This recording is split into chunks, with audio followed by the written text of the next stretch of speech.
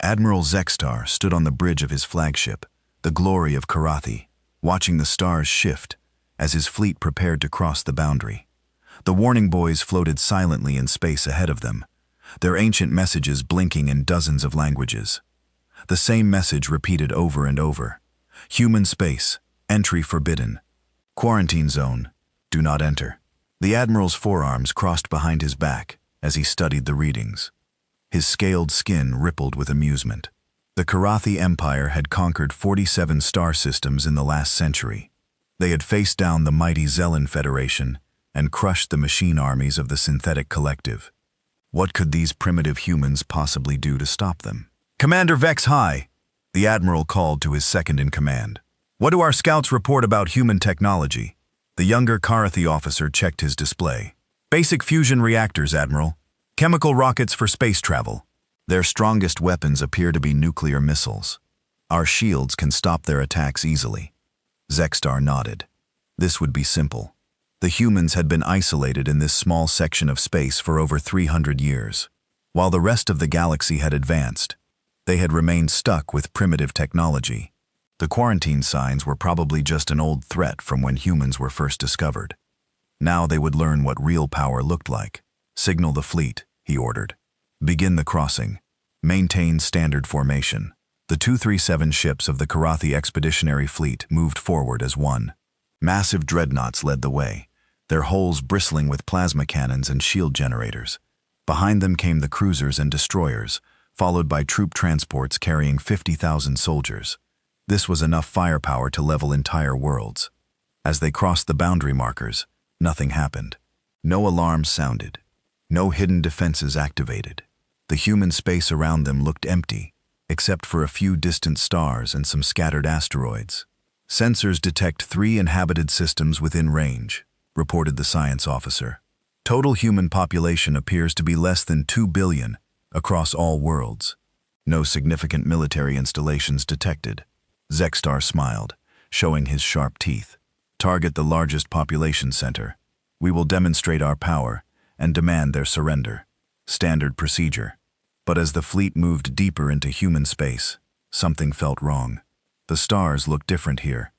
Not just their positions, but their colors seemed slightly off. Space itself felt thicker somehow, as if they were moving through invisible liquid instead of vacuum. Admiral called the navigation officer, his voice uncertain. "I am getting strange readings from our jump drives. The quantum fields here are unusual." "Unusual? How?" Zextar demanded. "The mathematics do not match our charts. Space appears to be folded differently in this region. Our computers cannot calculate accurate jump coordinates." The Admiral frowned. This was odd, but not necessarily dangerous. Many regions of space had unusual properties. Black holes, neutrons, stars, and exotic matter could all affect navigation. They would simply have to rely on slower-than-light travel while they completed their mission. "Continue with the invasion plan," he ordered. "Use conventional engines only until we understand the local conditions." The fleet approached the first human world, a green and blue planet orbiting a yellow star. Their sensors showed cities, farms, and what appeared to be spaceports. Everything looked normal and peaceful. Too peaceful. "No defensive satellites detected," reported the tactical officer. "No military ships in orbit. They appear to be completely undefended." Zextar found this suspicious. Even the most primitive species usually had some kind of orbital defenses. But perhaps the humans were simply foolish enough to believe their old quarantine warnings would protect them forever. "Open a communication channel," he commanded. "Let us see what these humans have to say for themselves." The main screen flickered to life, showing the surface of the human planet below. Cities sparkled in the daylight, and clouds drifted peacefully across blue oceans. It looked like paradise. It looked like easy prey. But then the sensors began picking up something else. Ships were moving in the asteroid belt. Small craft at first, barely visible on their displays. Then larger vessels emerged from behind moons and planetary rings. Ships that had been hidden so well that even the Karathi's advanced sensors had missed them. "Admiral," the sensor operator called out, his voice rising with concern. "I am detecting at least 50 ships that were not there before. They appear to have been using some kind of stealth technology." "Show me," Zextar ordered. The tactical display updated, showing red dots scattered throughout the system. But as they watched, more dots appeared, then more. Soon, the display showed over 200 human vessels, roughly equal to their own fleet size. "How is this possible?" demanded Commander Vexai. "Our sensors should have detected them immediately." Before anyone could answer, ships began disappearing from the outer edge of their formation. The first to vanish was the destroyer Swift Victory. One moment it was there on their screens. The next moment, there was only empty space. "Swift Victory, report your status," the communications officer called out. No response. Then another ship vanished. The cruiser Stellar might simply cease to exist. No explosion, no debris field, no distress signal. It was there and then it was not. "What is happening?" Zexstar shouted. "All ships, report in." The responses came quickly at first, but then more ships started vanishing. The destroyer Iron Fist, the cruiser, Cosmic Thunder, the dreadnought World Breaker. Each disappearance was the same. One moment the ship was there, the next it was gone without a trace. "Admiral, we are being attacked, but I cannot identify the source," the tactical officer reported, his voice shaking. "The missing ships show no signs of weapons fire or hull breaches before they disappear." Zexstar's mind raced. This was impossible. Even if the humans had some kind of advanced stealth technology, his ships were protected by shields that could stop anything. Energy weapons would create visible beams. Missiles would appear on sensors. But there was nothing. His ships were simply vanishing. "All ships, activate maximum shields and begin evasive maneuvers," he ordered. "Try to identify the source of the attacks." The remaining ships of his fleet began moving in random patterns, but it did not help. More vessels continued to disappear. The transport ship, Cargo Master, the frigate Starpiercer, the heavy cruiser Death's Edge. Each loss took hundreds of Karathi lives with it. "Sir, we have lost 37 ships," reported the tactical officer. "The attacks appear to be coming from multiple directions, but our sensors still cannot identify the source." That was when the communication channel crackled to life. A human voice speaking in perfect Karathi language filled the bridge. "Attention Cathay Fleet. This is Captain Sarah Chen, of the Human Defense Force. You have entered restricted space in violation of galactic law. You were warned not to come here. Now you will learn why." Admiral Zexitar stared at the main screen, but it showed only stars and empty space. "Show yourself, human. Face us honorably if you dare." The human's laughter filled the bridge. It was not the sound of fear or madness that Zexstar expected. It was the laughter of someone who found the situation genuinely amusing. "Honor?" the voice asked. "Admiral, you brought 200 ships to attack worlds full of civilians. You speak of honor while planning to enslave billions of people. But very well, we will show ourselves." The space around the Karathi fleet began to change. At first it was subtle. Shadows where there should be none. Stars that flickered when no one was looking directly at them. Then the human ships began to appear. But these were not the primitive vessels the Karathi had expected. The human ships looked wrong. Their hulls seemed to shift and flow like living tissue. They appeared to be made of some kind of dark metal that absorbed light instead of reflecting it. Worst of all, they moved without making any thrust signatures. They glided through space, as silently as sharks through deep water. "Impossible," whispered the science officer. "Those ships violate several laws of physics. They should not be able to move like that." More human vessels materialized around the Karathi fleet. Some emerged from what appeared to be solid asteroids. Others seemed to step out of empty space itself. Soon the Karathi found themselves surrounded by ships that should not exist. "Admiral," the communications officer called out. "The human captain is requesting to speak with you directly. Put her through," Zexstar ordered, trying to keep his voice steady. The main screen flickered and showed the interior of a human ship. Captain Sarah Chen sat in a chair that appeared to be grown rather than built. She looked human enough. 2 arms, 2 legs, 1 head with brown hair and dark eyes. But something about her was wrong. Her shadow moved independently of her body, and occasionally her outline seemed to blur slightly. "Admiral Zexstar," she said with a slight smile. "Welcome to human space. I wish I could say it was a pleasure, but you were warned not to come here." "What kind of trickery is this?" Zexstar demanded. "How are your ships moving without engines? What technology are you using?" Technology. Captain Chen tilted her head. Is that what you think this is? Admiral, you have made a terrible mistake. Human space is quarantined for a very good reason. Not to keep us in, but to keep everything else out, and to keep what we have become from spreading to the rest of the galaxy. Another Karathi ship vanished from their formation. Then another. Stop this attack, Zextar shouted. Fight us honorably. We are not attacking your ships, Admiral, Captain Chen replied calmly. We are simply allowing them to experience what exists in the spaces between dimensions. Your people are not equipped to handle such exposure. The science officer's readings were going wild. Admiral, the missing ships have not been destroyed. According to these readings, they have been moved to a different layer of reality. They still exist, but not in our normal space-time. Captain Chen nodded approvingly. Your scientist understands. We learned long ago that there are many layers to reality. Most species can only perceive one layer at a time, but we have expanded our awareness. What do you want from us? Zextar asked. Nothing, Admiral. We want you to leave. We want you to return to the galaxy and tell them to maintain the quarantine. But I am afraid that is no longer possible. Why not? Because, Admiral, no one enters human space uninvited and leaves unchanged. The question now is whether you choose to become something new, or whether you simply cease to exist in any form your people would recognize. As if to emphasize her point, another Karathi ship faded from normal space. Its crews terrified communications, cutting off mid-transmission. Admiral Zextar realized with growing horror that his mighty fleet, the pride of the Karathi Empire, was being systematically dismantled by an enemy that followed rules he did not understand. Worse, he was beginning to suspect that the humans were not even trying very hard. What are you? He whispered. Captain Chen's smile grew wider, and for just a moment, her eyes reflected depths that contained more than just stars.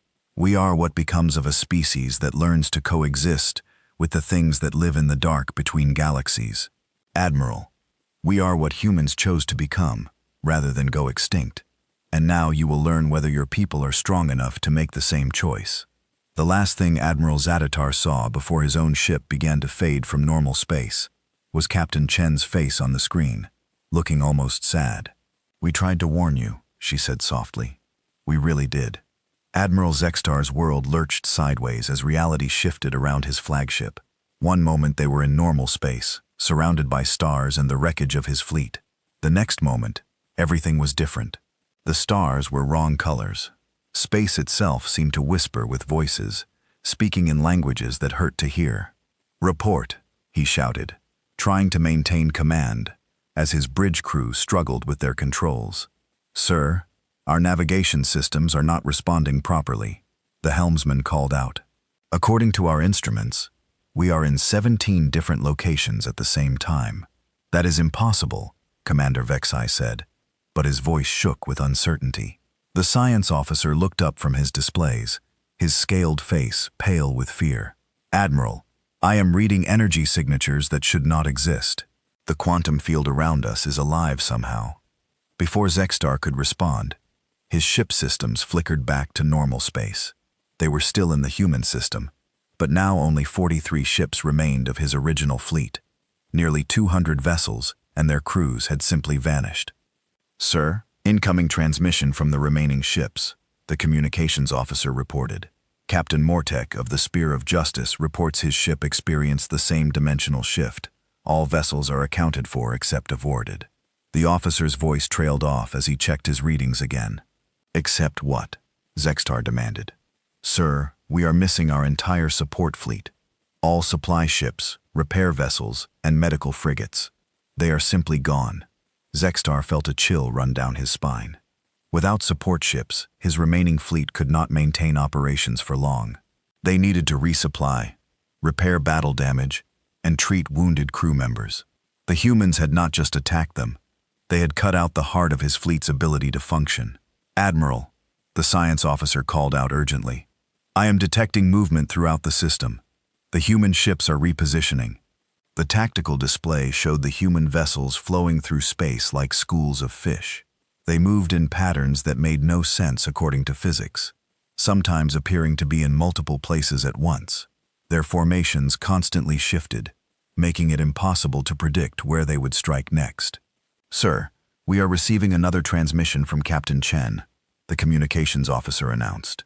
"Put her through," Zexstar ordered. The main screen showed the human captain again, but this time, her ship's bridge looked different. The walls seemed to pulse with their own light, and shapes moved in the shadows that hurt to look at directly. "Admiral," Captain Chen said pleasantly, "I hope your crew is adapting well to their first taste of expanded reality. Most species find the experience quite overwhelming." "What have you done to my ships?" Zexstar demanded. "Nothing permanent yet," she replied. "Your missing vessels exist in a parallel layer of space-time. Their crews are alive and unharmed, though probably quite confused. Whether they return to normal space depends entirely on your next decisions. What do you want?" "I want you to understand something very important, Admiral. Your fleet came here planning to conquer human worlds. You brought weapons designed to kill billions of innocent people. You expected easy victory against a primitive species." Captain Chen stood up from her chair, and as she moved, her outline seemed to blur and shift. For a moment, she appeared to be standing in multiple positions at once. "But humans are not primitive, Admiral. We simply chose a different path of development. While other species focused on building bigger guns and faster ships, we learned to work with forces that exist beyond normal reality." "That is impossible," Commander Vexai interrupted. "No species has ever mastered such forces. The old stories speak of civilizations that tried, but they all went insane or disappeared entirely." Captain Chen turned her attention to the commander, and when she smiled, her teeth seemed sharper than they should be. "Commander, your species' records are incomplete. Yes, many civilizations have encountered the beings that exist in deep space between galaxies. Most of those species did go insane or vanish, but humans did something different." The main screen split, showing images of human worlds, but these were not the peaceful colonies the Karathi had expected to find. The cities were beautiful, but wrong with buildings that defied geometry, and parks where the laws of physics seemed optional. Children played games that involved manipulating gravity, while their parents tended gardens where the plants grew in impossible spirals. "We made a deal," Captain Chen continued. "We agreed to serve as guardians and interpreters. In exchange, we gained abilities that most species cannot imagine. But there was a price." "What price?" Zexstar asked, though he was not sure he wanted to know the answer. "We can never go back to being purely human.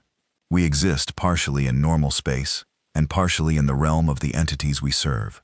We are the bridge between your reality and theirs, and that means we can never leave human space for very long, because our presence in normal space would contaminate it." As if to demonstrate her point, Captain Chen raised her hand. The space around her fingers rippled like water, and small objects on her bridge began floating in defiance of gravity. "The quarantine protects the galaxy from us, as much as it protects us from interference. But every few decades, someone decides to ignore the warnings. Someone decides that humans must be weak because we stay isolated. And then we have to remind the galaxy why the quarantine exists." Admiral Zexstar was beginning to understand the true horror of his situation. His fleet had not stumbled into a simple military conflict.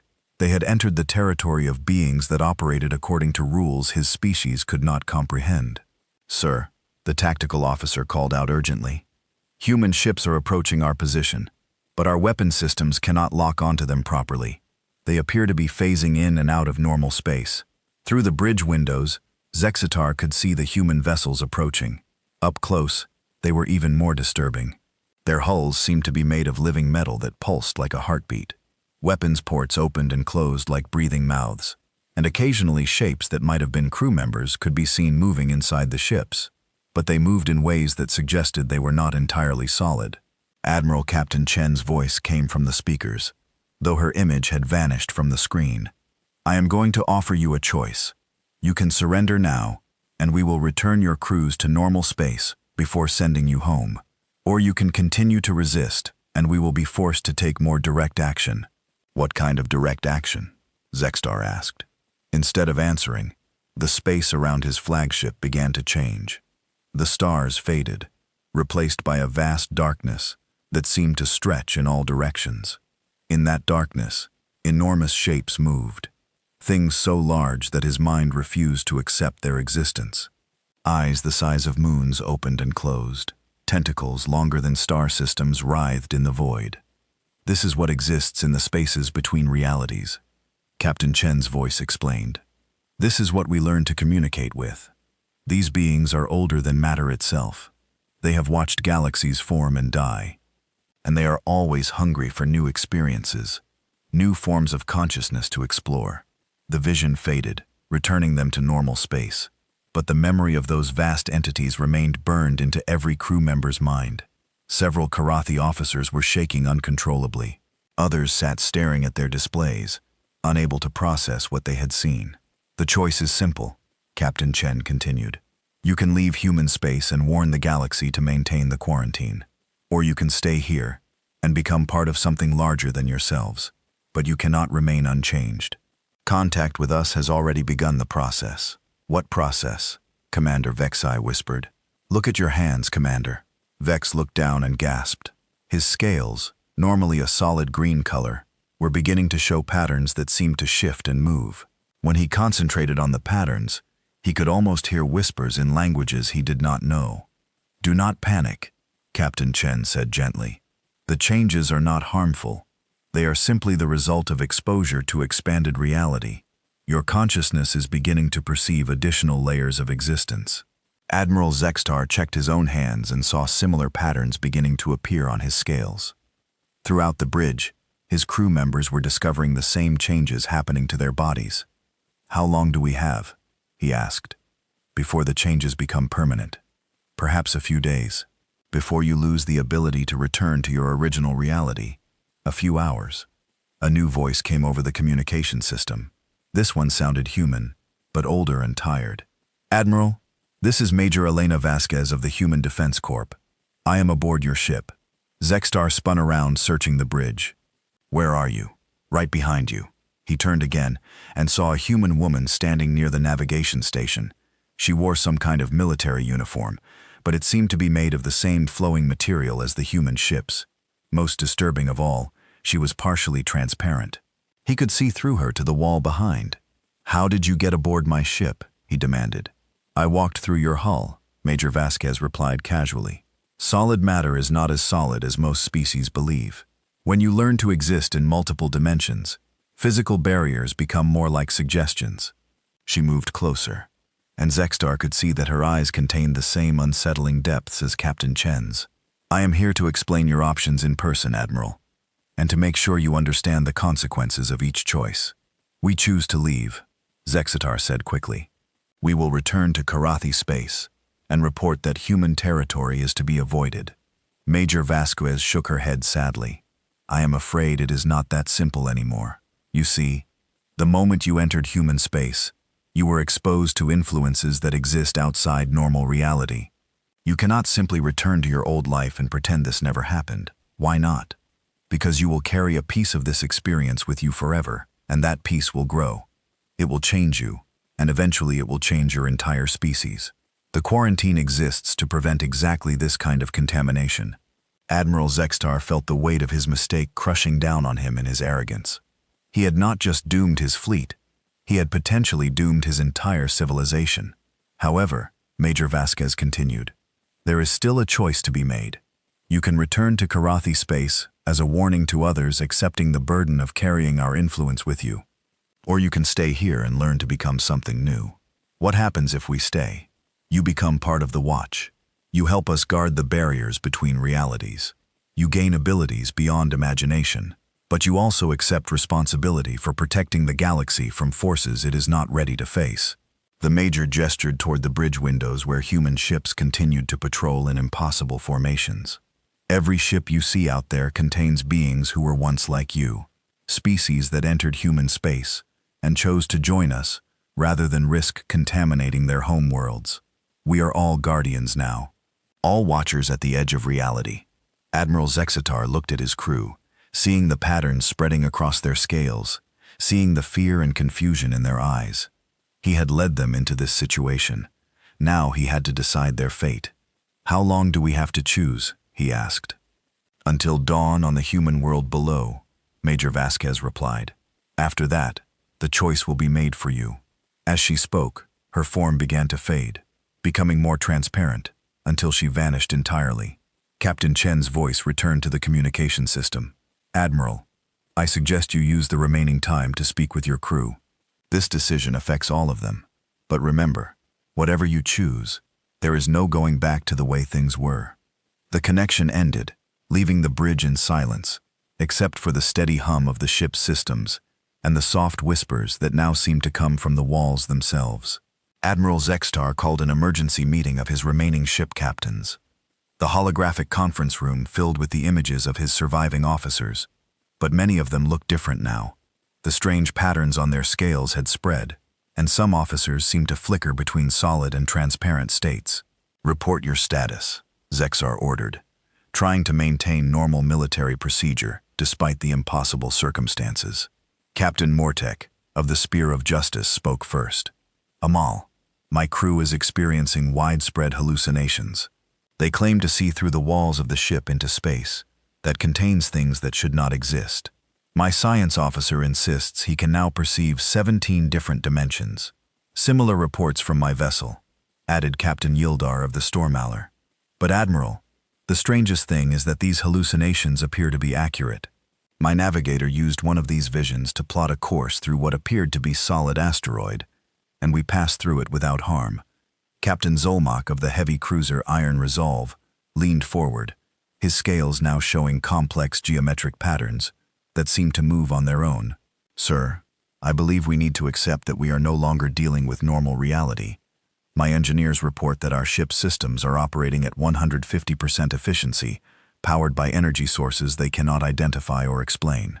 Before Zextar could respond, the conference room's lights dimmed and a new figure materialized at the table.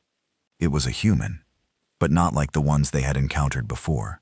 This being appeared to be made of living starlight, with features that constantly shifted between different faces and forms.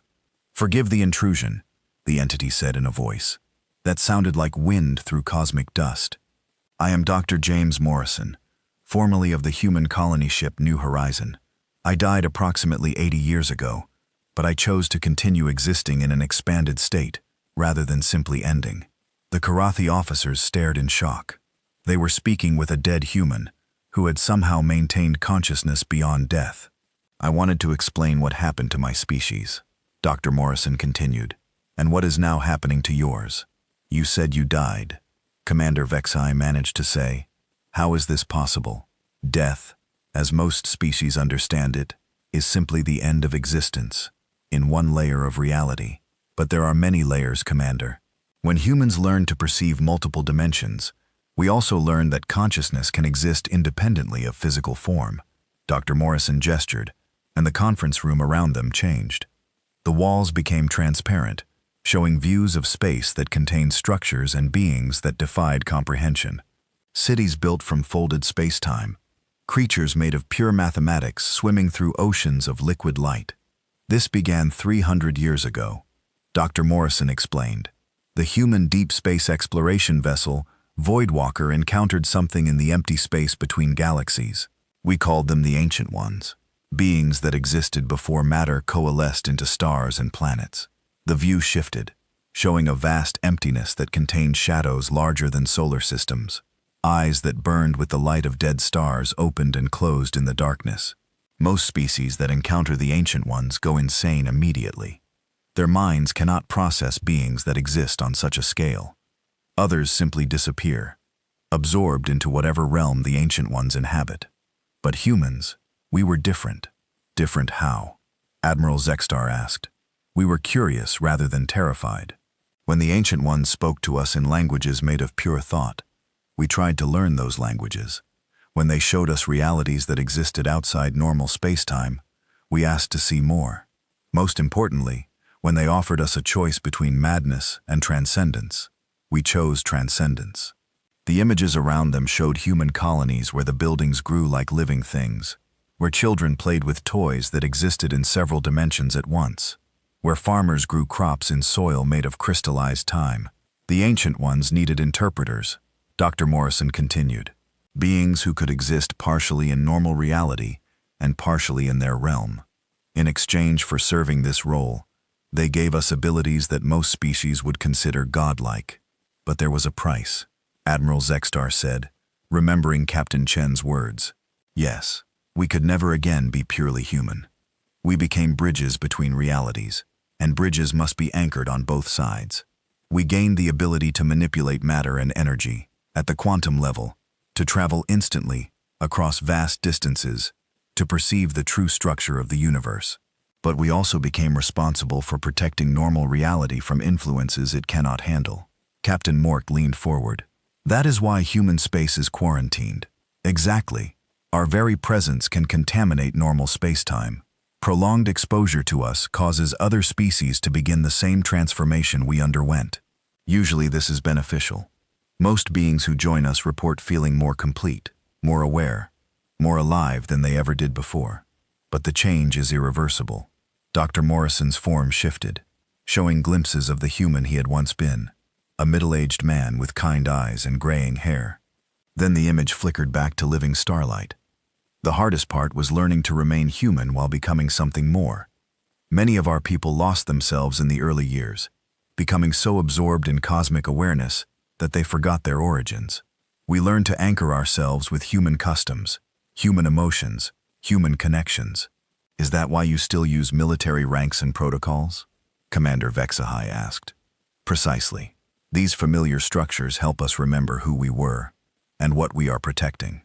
Captain Chen still files reports, even though her consciousness now spans multiple realities. Major Vasquez still follows orders. Even though she could reshape matter with a thought, it keeps us grounded. The conference room returned to normal, but now each Karathi officer could see additional details that had been invisible before.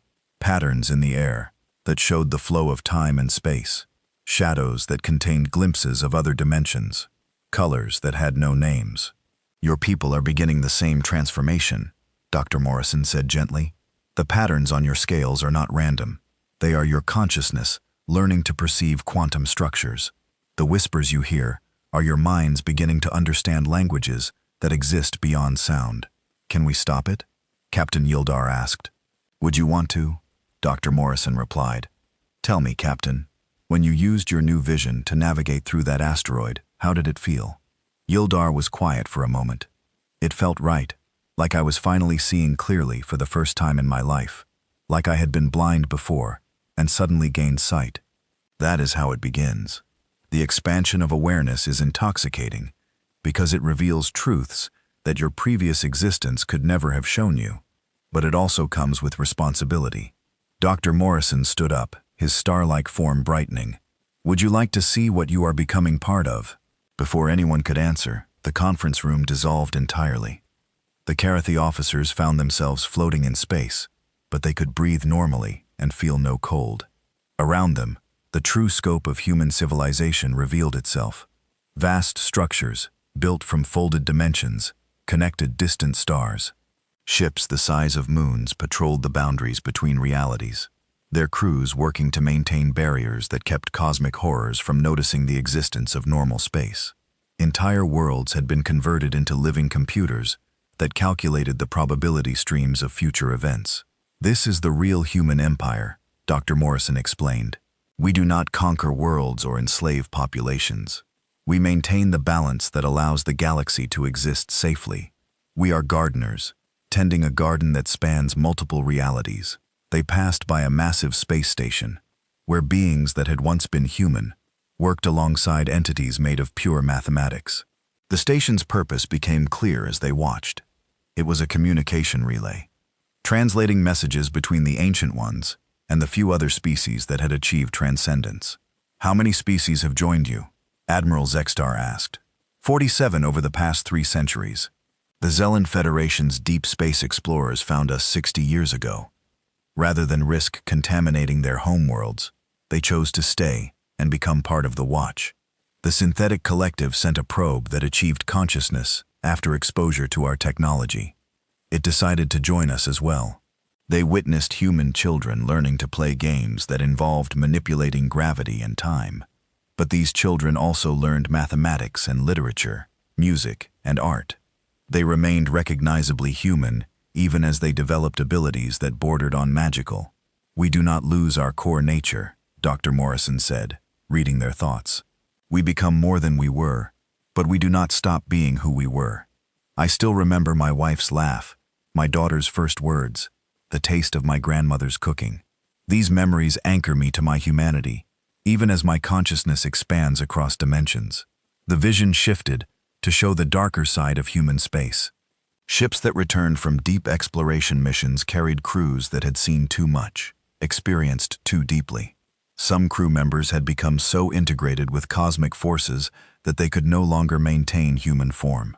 Others had gained awareness of future events and lived in constant anguish, knowing tragedies they could not prevent. It is not without cost, Dr. Morrison admitted. Some of our people lose themselves entirely. They become pure consciousness, joining with the ancient ones permanently. Others become so sensitive to cosmic suffering that they withdraw from all contact. We consider these acceptable losses for the greater good we serve. What greater good? Captain Zolmak asked. The preservation of the galaxy itself, Dr. Morrison replied. The ancient ones are not evil, but they are so alien that their mere attention can destroy entire species. They communicate through concepts that can drive civilizations insane. They manipulate forces that can unravel the basic structure of reality around them. They saw human teams working to repair tears in space-time itself. Cosmic accidents that would have destroyed star systems were carefully contained and healed. Probability streams that would have led to galactic wars were gently redirected toward peaceful outcomes. We serve as translators and mediators. When the ancient ones need to communicate with normal reality, they do so through us. When cosmic forces threaten to destabilize local space-time, we intervene. We are the immune system that protects the galaxy from influences it cannot survive. The vision faded, returning them to the conference room aboard Zextar's flagship. But now every Cathy officer could see the quantum patterns underlying normal matter. They could feel the presence of dimensions beyond the three they had always known. They could hear the whispers of cosmic awareness calling to them. Now you understand what you are choosing between. Dr. Morrison said, you can return to your people and warn them to maintain the quarantine, carrying this burden with you always. Or you can stay here and help us maintain the watch that keeps the galaxy safe. Admiral Zexatar looked at his officers, seeing the wonder and terror in their eyes. The patterns on their scales had spread further, and some were beginning to show signs of the same translucency that marked human defenders. If we return home, what happens to us? You will change slowly over time. Your awareness will continue to expand. Eventually, your people will notice that you are different. Some may fear you, others may be curious, but you will serve as a warning and a reminder of why the quarantine must be maintained. And if we stay, you become part of something larger than any single species. You help protect realities you cannot yet imagine. You gain abilities beyond your current comprehension, but you also accept that you can never return to the simple life you once knew. Dr. Morrison's form began to fade. The choice must be made. Soon dawn is approaching on the world below, and the transformation process will accelerate rapidly after that point. As he vanished, his final words lingered in the air. Remember, there is no shame in either choice. Both paths serve the greater good in their own way. Admiral Zexatar dismissed the conference and returned to his private quarters. Through his window, he could see the human world below, its cities glowing with lights that seemed to pulse in rhythm with cosmic forces. He was only beginning to understand. The fate of his crew, and possibly his entire species, rested on a decision he had never imagined having to make. Dawn approached on the human world below, but Admiral Zextar had not slept. His quarters had become a place of wonders and terrors. The walls showed glimpses of other dimensions, and he could hear voices speaking in languages that predated the formation of stars. The patterns on his scales had grown more complex, forming mathematical equations that described the structure of space-time itself. A soft chime indicated someone requesting entry. When the door opened, Major Elena Vasquez stepped through. Not walked, but stepped as if the barrier between the corridor and his room was just another suggestion she chose to ignore. "Admiral," she said, settling into a chair that molded itself to accommodate her partially solid form. "I thought you might have questions before you make your final decision." "I have been thinking about my crew," Zextar said. "They trusted me to lead them safely. Now I must choose between abandoning them to an uncertain fate or condemning them to become something they never asked to be. May I tell you about my own choice? Major Vasquez asked. I was a Marine serving aboard the exploration vessel Deep Horizon when we first encountered human space. Like you, we ignored the quarantine warnings. Like you, we thought we were dealing with primitives who could be easily conquered. Her form became more solid, showing glimpses of the human she had once been, a soldier with determined eyes and scars from a dozen battles. My commander was Captain Rodriguez. He was a good man who cared about his troops. When we realized what we had stumbled into, he faced the same choice you face now. He agonized over it for days. What did he decide? He chose to stay. All of us did. We became part of the Watch, learning to use our new abilities to protect the galaxy. But the process was not easy, Admiral. We had to watch our old selves die, while our new selves were born. Major Vasquez stood and walked to the window. Outside, more human ships had appeared, their strange formations creating patterns that seemed to have meaning beyond navigation. Would you like to see what we protect the galaxy from? Before Zexstar could answer, the window changed. Instead of showing normal space, it revealed the spaces between realities. Vast entities moved through dimensions that existed alongside normal space-time, but remained invisible to most species. Things that were larger than star systems and older than galaxies swam through oceans of pure possibility. These are the ancient ones, Major Vasquez explained. They exist primarily in what you might call the spaces between thoughts. They are not evil, but they are so alien that direct contact with them destroys most forms of consciousness. One of the entities turned toward their viewpoint, and Admiral Zexstar felt his mind struggled to process what he was seeing. It was like trying to understand a concept that had too many dimensions, or hearing a sound that existed in colors instead of frequencies. I cannot comprehend it, he gasped. That is normal, Major Vasquez said gently. Even we can only perceive fragments of their true nature. But over time, your consciousness will expand to accommodate greater understanding. The view shifted to show human teams working at the boundaries between realities. They were building structures that looked like geometric impossibilities. Bridges made of crystallized time, walls constructed from folded space, doorways that led to places that existed only in mathematical theory. This is the real work we do, Major Vasquez continued. We maintain the barriers that keep normal reality stable. Without these structures, the mere proximity of the ancient ones would cause space-time to collapse into chaos. Zexstar watched human engineers whose bodies phased in and out of visibility as they worked with materials that seemed to exist in several dimensions simultaneously. Some wore environmental suits that appeared to be made of liquid starlight. Others had modified their bodies so extensively that they barely resembled their original species. What happens to those who go too far? He asked. Come, I will show you.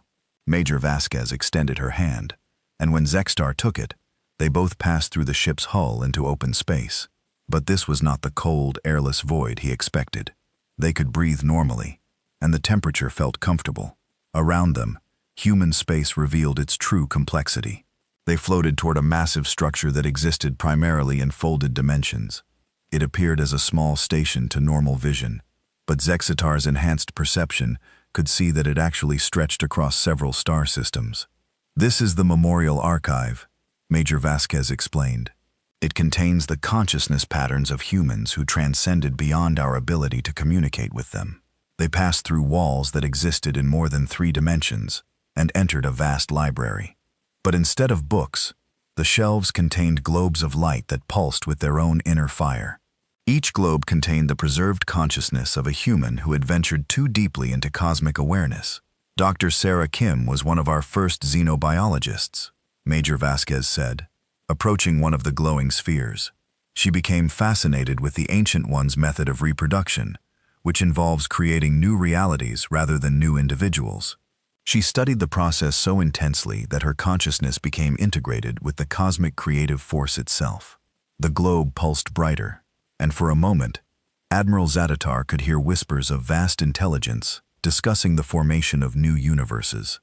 She still exists, and her work continues to benefit us, but she can no longer maintain individual consciousness in the way we understand it. She has become part of something larger. They moved deeper into the archive, passing thousands of preserved consciousness patterns. Each represented a human who had made the ultimate sacrifice in the pursuit of knowledge and protection.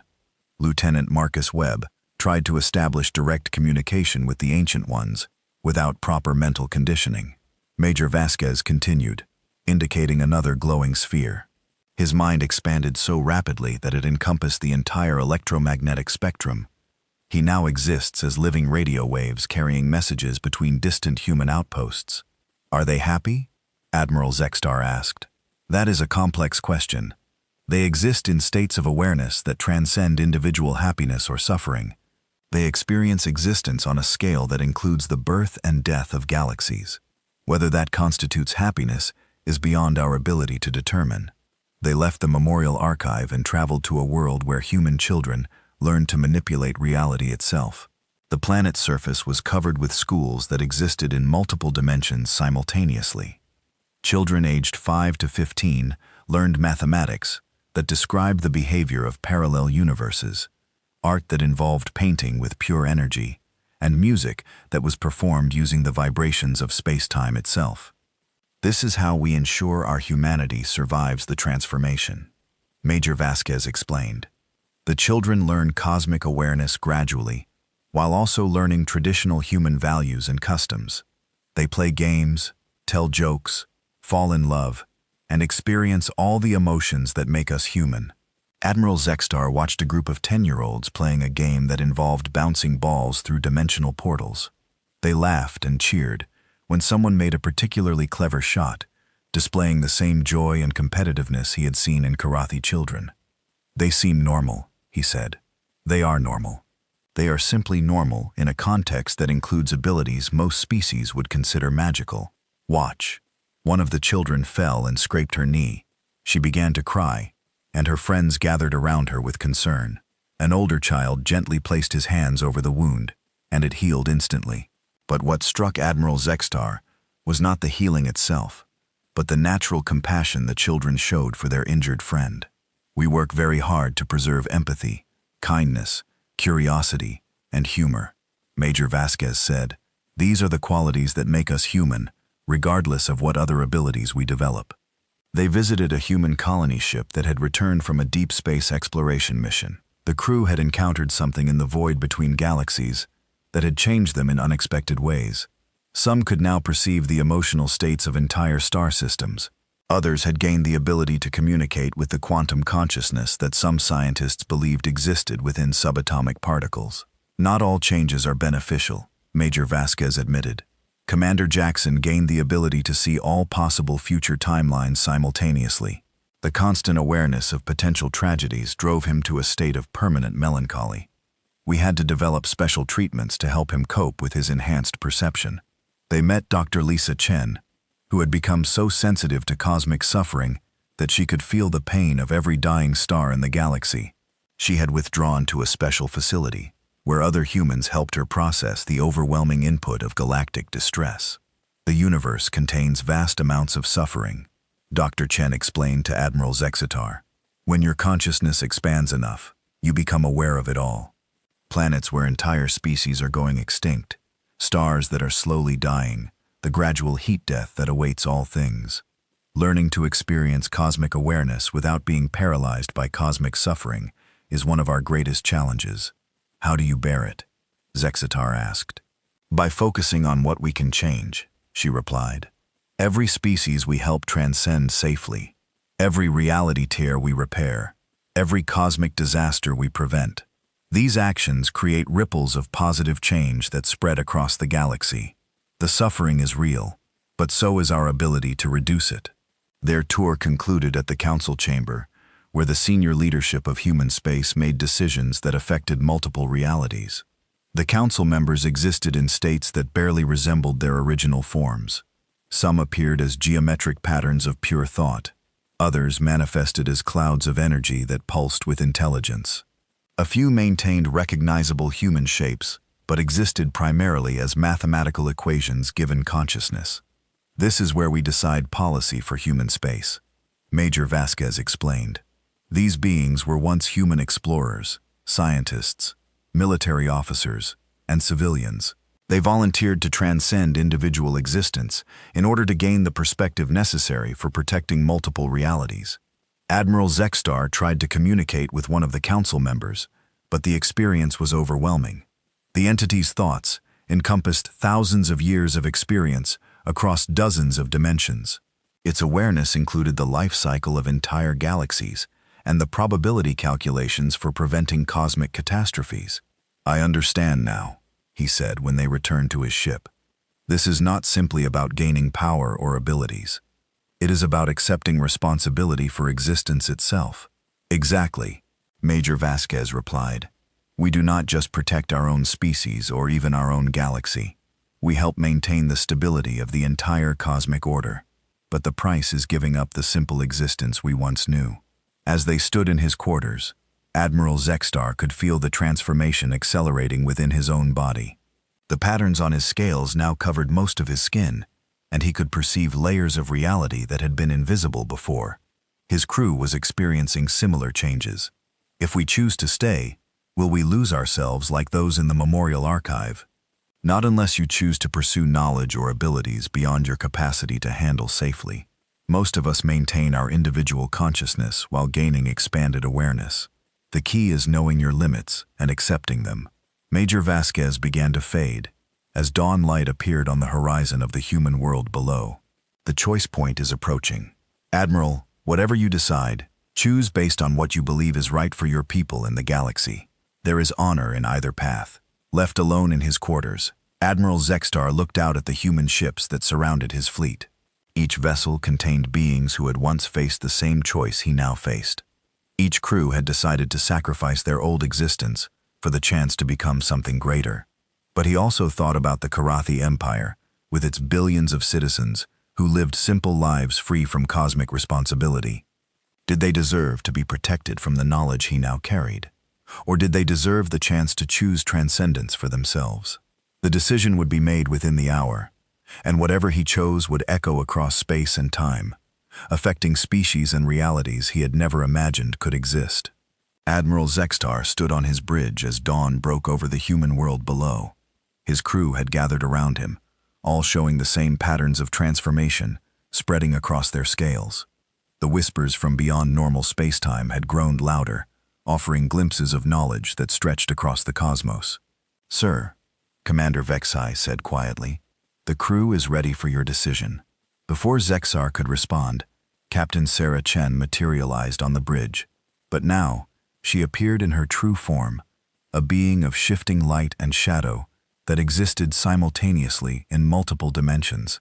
Her human appearance was just one layer of a much more complex existence. "Admiral," she said, her voice carrying harmonics that seemed to come from the spaces between atoms. "The choice point has arrived. Your transformation will accelerate rapidly. Now, you must decide whether to embrace it fully or attempt to return to your old reality." Admiral Zexstar looked at his crew. These were good soldiers who had followed him loyally into what they thought would be a simple conquest. Now they faced a choice that would define not just their own fate, but possibly the fate of their entire species. "If we return to Karathi space, what exactly will happen to us? You will carry the seed of expanded awareness within you," Captain Chen explained. "Over time, it will grow. You will develop abilities that your people will not understand. Some will fear you, others will be curious. Eventually, your presence will begin to influence others, spreading the transformation slowly through your population. And our government, our military, they will demand explanations. When you tell them the truth about human space, some will believe you. Others will assume you have been driven insane by your experiences. A few may attempt to send larger fleets to investigate despite your warnings." Admiral Zexstar considered this. "How many species have made the choice to return home?" 17 over the past 3 centuries, Captain Chen replied. "The results have been mixed. Some species adapted well to gradual transformation.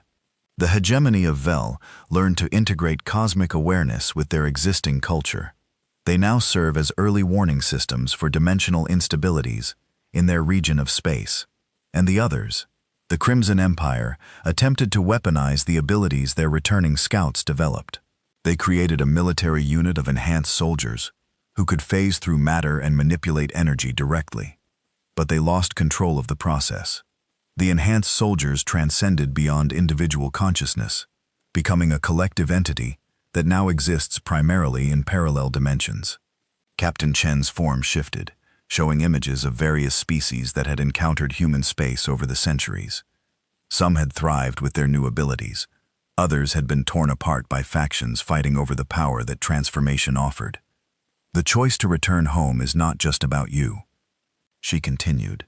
It is about whether your species is ready for the knowledge you now carry, and whether you are strong enough to bear the responsibility of introducing them to forces they may not be able to handle. Commander Vex High stepped forward. Captain Chen, what happens if we choose to stay? Will we be able to maintain contact with our families, our home world? Contact is possible, but limited, Captain Chen replied. Direct interaction would accelerate the transformation in anyone you communicate with. But we have developed methods for maintaining distant contact through specially shielded communication systems. She gestured, and a new figure appeared on the bridge, a being that had once been Kathi, but now existed as a flowing pattern of energy and light. This is former Admiral Kathras of the Karathi Deep Space Command. Captain Chen said he made his choice 40 years ago. The energy pattern pulsed, and when it spoke, the voice was recognizably Karathi, but carried depths that suggested vast experience. Greetings, Admiral Zexstar, former Admiral Kathra said. I have been waiting to speak with you. You were Karathi? Zar asked in amazement. I was the commander of a scientific expedition that discovered human space 62 years ago. Like you, I led my fleet here, believing we could easily study or conquer the humans. Like you, I learned that we had encountered something far beyond our understanding. What happened to your crew? Most chose to stay and join the watch. A few returned to Karathi space to serve as warnings. Those who returned lived lives of quiet influence, gradually preparing our people for the possibility of transcendence. Their work helped create the cultural foundation that allows me to maintain contact with our home world. Even now, the energy pattern shifted, showing glimpses of former Karathi features. I serve as a liaison between human space and the Karathi Empire. When cosmic events threaten our home system, I am able to provide warnings. When our people develop technologies that might accidentally breach dimensional barriers, I offer guidance to keep them safe. Do you regret your choice? Admiral Zexstar asked. Regret is a concept that becomes complex when your consciousness spans multiple realities. Former Admiral Kathras replied, I miss the simplicity of my original existence, but I have experienced wonders beyond imagination and helped prevent catastrophes that would have destroyed billions of lives. The question is not whether I regret my choice, but whether the benefits justify the sacrifice. Captain Chen raised her hand, and the space around them began to change. The bridge of the Karathi flagship became transparent, revealing the true scope of the decision they were making. They could see probability streams stretching into the future, potential timelines that would result from each choice. In one set of timelines, Admiral Zexstar returned to Karathi space. Some versions showed him successfully warning his people and establishing new protocols to maintain the quarantine. Others showed him being imprisoned as a madman or studied as a contaminated specimen. A few showed the gradual transformation of Karathi society as the seed of expanded awareness spread through their population. In another set of timelines, he and his crew chose to stay. They became part of the Watch, helping to maintain cosmic stability. Their unique Karathi perspective proved valuable in establishing contact with other species. Some timelines showed them preventing wars, while others showed them exploring realities that existed beyond normal space-time. Both paths serve the greater good. Captain Chen said, The choice is not about right or wrong, but about which form of service calls to you. Admiral Zexstar looked at his crew again. The transformation was accelerating now. Some officers were beginning to phase in and out of normal space, while others showed signs of developing abilities they did not yet understand. I need to speak with my crew individually, he said. Captain Chen nodded. You have 1 hour before the transformation becomes irreversible. Over the next hour, Admiral Zexstar spoke with each of his officers and many of his crew members. Some were terrified of the changes happening to them and begged to return home. Others were fascinated by their developing abilities and eager to learn more. A few had already begun to perceive the cosmic responsibilities that came with expanded awareness. Commander Vexai expressed the thoughts of many when he said, "Admiral, I joined the military to serve and protect our people. If staying here allows me to continue that service on a larger scale, then perhaps this is where I belong." But Chief Engineer spoke for others when he said, "Sir, I have a family, children who will not understand if I never return. I am willing to carry whatever burden is necessary to warn our people, but I cannot abandon those I love." When the hour was up, Admiral Zextar called his crew together one final time. The patterns on their scales now covered their entire bodies, and some crew members appeared to exist partially in other dimensions. "I have made my decision," he announced, "but this choice affects all of you, so I am allowing each person to choose their own path." A murmur of surprise ran through the assembled crew. Those who wish to return home and serve as warnings to our people may do so. Those who wish to stay and join the watch may do so. I will not condemn anyone for either choice. Captain Chen reappeared on the bridge. "Admiral, this is unprecedented. Usually crews choose collectively. My crew has served loyally," Zextar replied. "They deserve the right to determine their own fate." When the votes were counted, the results reflected the complexity of the choice. Roughly half the crew chose to return home, led by Chief Engineer Morlan and several other officers who had families waiting for them. The other half chose to stay, led by Commander Vex High and the science officers who had become fascinated with cosmic mysteries. Admiral Zextar himself chose to return. "My duty is to my people," he explained to Captain Chen. "They need to understand what exists in human space and why the quarantine must be maintained. I accept the burden of carrying that knowledge back to them." Captain Chen smiled sadly. "I understand, Admiral. We will prepare your ship for the journey home." The process of separation was unlike anything in Admiral Zextar's experience. Those crew members who chose to stay simply faded from normal space, their consciousness expanding to encompass the cosmic responsibilities they had accepted. Those who chose to return found their transformation slowed but not stopped. They would continue to change, but at a rate that would allow them to function in normal society. Commander Vexai, now existing primarily as a pattern of living mathematics, spoke one final time before fully transcending. "Admiral, thank you for giving us the choice. Tell our people that we continue to serve them, just on a scale they cannot yet imagine." Admiral Zextar's ship, now containing only half its original crew, began the journey back to Karathi space. But the trip was unlike their original voyage. Space itself seemed different, responding to their transformed awareness. They completed the journey in a fraction of the expected time, traveling through dimensions that bypassed normal space-time. When they emerged at the edge of Karathi territory, Admiral Zextar found that his ship's arrival had been detected immediately. A fleet of Karathi vessels surrounded them, weapons powered but not yet firing. "Admiral Zextar," came a transmission from the flagship of Fleet Commander Yith Mal. "Your fleet was reported destroyed. How is it that you alone have returned?" "Commander," Zextar replied, "I have a report that you will find difficult to believe. I request immediate transport to the High Command." The debriefing took 3 days. Admiral Zextar told his story completely, holding nothing back. He demonstrated the abilities his crew had developed, showing how they could perceive additional dimensions and manipulate matter at the quantum level. He presented sensor recordings of human ships and testimony from crew members who had witnessed the transformation process. The reaction was exactly what Captain Chen had predicted. Some officials believed his account and immediately began reviewing quarantine protocols. Others declared him mentally unstable and recommended psychological evaluation. A few suggested that he and his crew were victims of human mind control technology. Admiral said, "High Command Advisor Kelthon, you are asking us to believe that humans have become gods." "Not gods," Zextar replied. "Guardians.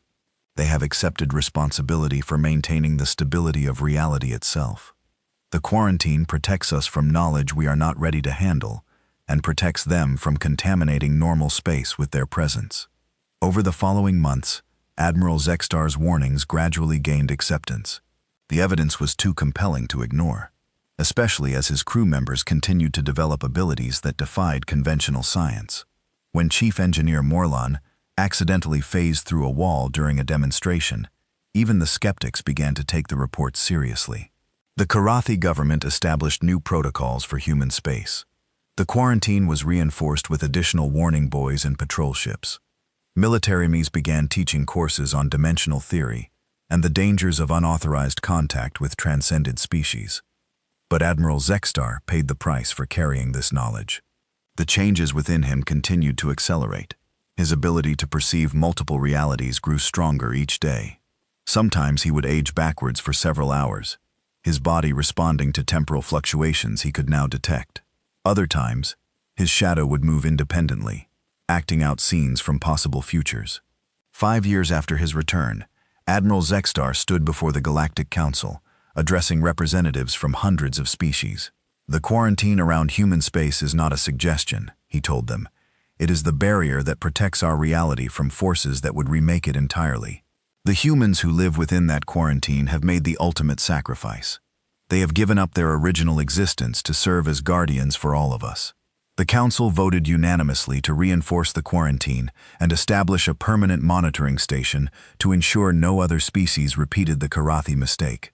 Admiral Zextar continued to serve as an advisor on dimensional threats, but his condition gradually worsened. The seed of expanded awareness within him grew stronger, pulling his consciousness toward cosmic scales of existence.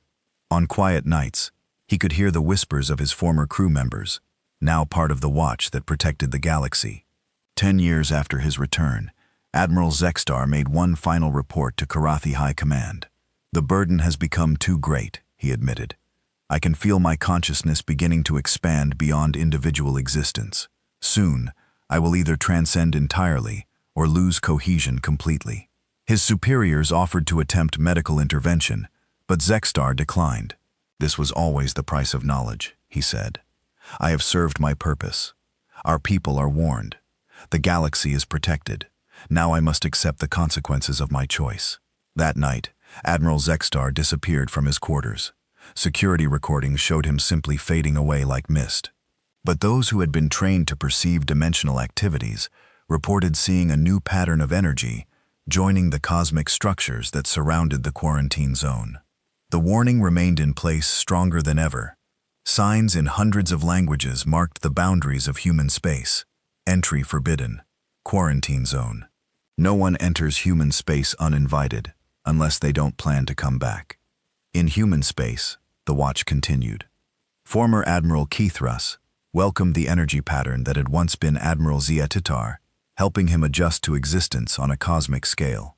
Captain Sarah Chen noted the addition to their ranks and updated the memorial records.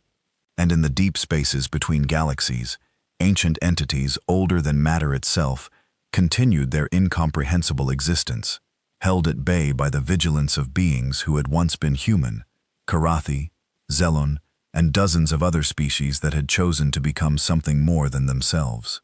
The galaxy slept peacefully, protected by guardians it would never fully understand, warned by heroes who had paid the ultimate price for their knowledge. The quarantine held, and reality remained stable, because some beings had been willing to sacrifice everything to stand watch in the darkness between worlds. No one entered human space uninvited, unless they truly did not plan to come back unchanged. And that warning, written in the transformed consciousness of Admiral Zextar himself, would continue to protect the galaxy for centuries to come.